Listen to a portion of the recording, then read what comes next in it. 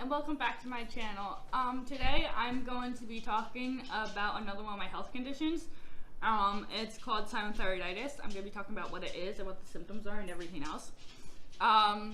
It's a pretty rare condition. So silent thyroiditis is when I have the autoimmune silent thyroiditis. So my body attacks my thyroid. So it causes my thyroid to go into hyperthyroidism for anywhere from a couple months to a couple of years. It really depends. The longest I've had hyperthyroidism is like 2 years straight. But hyperthyroidism is when your thyroid is overactive. And my main symptom I have is my hair falling out in clumps. Like literally, like just brushing through my hair like this, I'll have like a handful of hair. It's pretty scary. And I get really hyper. I can't sleep at all. I can't concentrate on anything. My heart beats really fast. Things like that are the main symptoms I get when I have hyperthyroidism, along with rapidly losing weight. And when I have hyperthyroidism, I'm actually underweight and I have to drink Ensures to stay at the recommended weight. So yeah, it's not a fun time. And then after the hyperthyroidism part is over, I get hypothyroidism, which is the complete opposite of hyperthyroidism. It's an underactive thyroid. And then I gain weight, I sleep way too much, I'm very tired all the time. It's literally the complete opposite, and the complete opposite symptoms happen when I have hypo. And then after a while it stabilizes and it's normal and I don't have any issues. I don't have to be on medication and I don't have any symptoms like right now. It's been stable for almost 2 years now, I believe. And that's really good, but it has flipped 5 times. I've had episodes 5 times, which is even more rare than having silent thyroiditis. And it's really dangerous, and it actually got to the point 2 years ago where if it was going to flip again, I was going to have to get my thyroid removed. Thank God it did not flip again, because I do not want surgery on my neck, because your thyroid is right here. It's like a butterfly-shaped gland. And what it does is just release hormones that help you regulate your body functions and stuff like that. So, your thyroid gland is right here, and when my thyroid acts up, my thyroid gland actually gets bigger, and you actually can feel it sometimes. Like it gets enlarged, and like my mom has to check it by going like this every couple of months just to make sure it's fine. I also get routine blood work. Now it's up to every 6 months. It was every month since I was 14. From when I was 14 till 2 years ago, it was every month. But then when it stabilized, now it's every 6 months, and they check for T3, T4, and TH, which are the 3 primary hormones that your thyroid makes. And so if they're off, then they know which one I have and what medications I have to be on. Now, if I have hypothyroidism, I'm actually allergic to levothyroxine and Synthroid. So those are the 2 main medicines they put you on when you have hypothyroidism. With levothyroxine, I get really bad blisters on my legs, and it's gross. And then with Synthroid, I get very, very sick all the time. So if I ever have to use medication again, I have to get the one that's just the hormone and nothing else.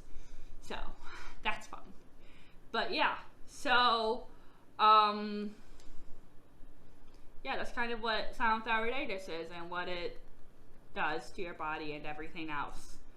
It's interesting because most thyroid issues are for life and they don't get better. But with this one, you have it for a little while, and then you have the next one for a little while, and then it stabilizes and you're fine. But for some people with it that aren't as lucky as me, some people actually go from hyper to hypo, and then they have hypo for the rest of their lives. So it really just depends on the person. And then there's also some cases where they don't even get the hyper part, they just get the hypo part. It's a very complex one, and it's very rare. It's so rare to the point that when I go to the emergency room, the doctors don't believe me until they look at my chart. Like they literally tell me I'm lying until they look at my chart. It's ridiculous. So yeah.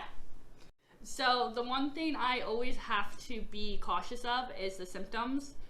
I always have to make sure that I'm not having any symptoms of hyper or hypo. If I start having any, I have to get my blood work done right away. I also am at a higher risk to have a thyroid storm than a normal person. A thyroid storm is when your thyroid goes into overdrive and gives way too many hormones, and it's actually fatal if not treated immediately in the emergency room. So I have to be very careful of that, and the symptoms of that is a really high heart rate, excessive sweating, fainting,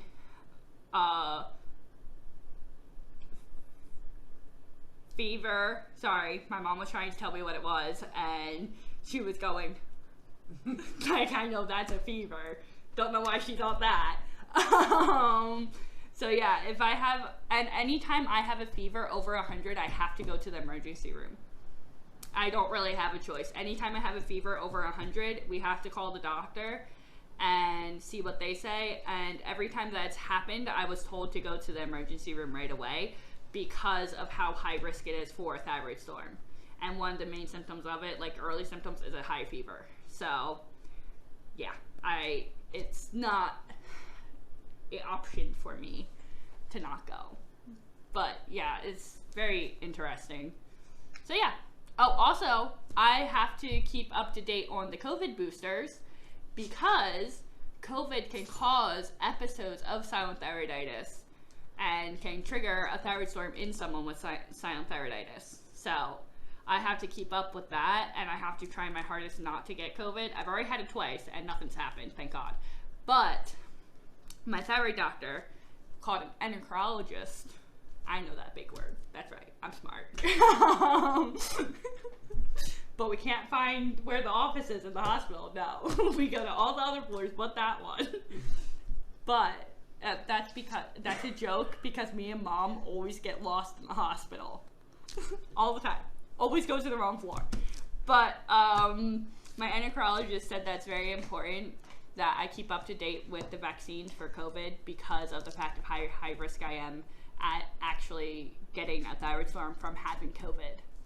So yeah, that's why I was talking in the cactus video about it, and about how it's dangerous for me not to get it because COVID can actually kill me, and I'm in one of the high risk groups. Don't forget to like and subscribe.